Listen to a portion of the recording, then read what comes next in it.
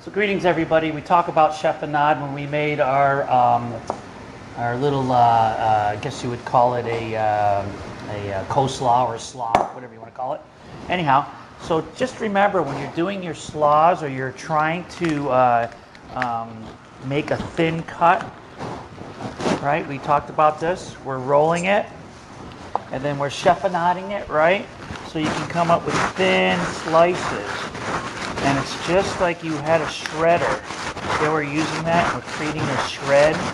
So remember, you want to roll, chiffonade, which is rolling the leaves, and then create your slaw, okay? So that's kind of where we're at. So keep that in mind enough of what I was talking about. Meanwhile, I have a pan getting hot. I'm going to drop some butter in there because this meat tastes good with butter. We have our meat that already has the peppercorns on it. We're just going to get this nice and cooked and blackened in a sense, and then we're ready for service. It's a really simple meal. I had it in the refrigerator, so what happened is it all kind of sealed together and should stick together fairly well. So let's just get this going. I have just a little bit of olive oil and some butter going. Probably a little too much, but it's okay. Here we go. Let me get a little pot holder here so we don't burn ourselves. And pretty much, we're going to be pretty close, ready to go ahead and plate this.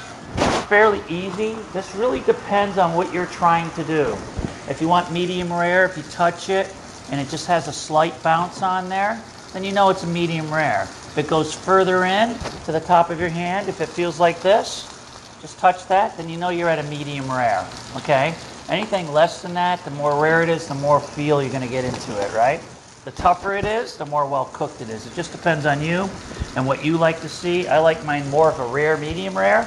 You may like yours a little bit different. It's up to you. If you're not sure, get your oven ready like I have over here.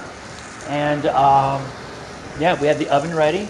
And you could throw it in there and you could finish it in the oven to the doneness that you would like. If all else fails, go get yourself a thermometer and be at least 145, 150.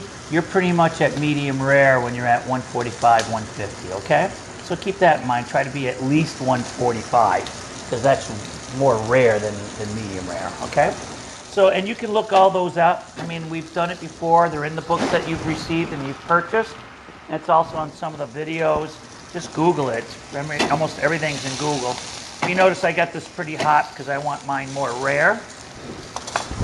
That's just the way I am. I like it a little bit more rare. So I'm just going to get this side cooking a little, get some color. Then I'm going to throw it in the oven and then we'll just, leave it there until we know what kind of doneness we want. Meanwhile, I have some onions going over here. And what's going to happen is the garnish on this is going to be onions. And I love to have my onions sauteed. Obviously, if you go to like In-N-Out or whatever, you always ask for the sauteed onions, right?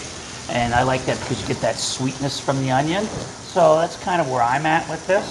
So I like to do that type of cookery and have that as a finish on the top. I don't want it to get too dark because then it'll look just like the steak itself, and I don't want to do that. So if you notice here, I pretty much have created the color I'm looking for on the back side. So I'm just going to throw it in the oven. I don't want to keep turning it up, back and forth, because then we'll lose that flavor. So I'm just going to stick that right on the bottom, and we'll take it out in a minute, and we'll plate this. So be patient. We showed you how to make the slaw, now how to make the steak.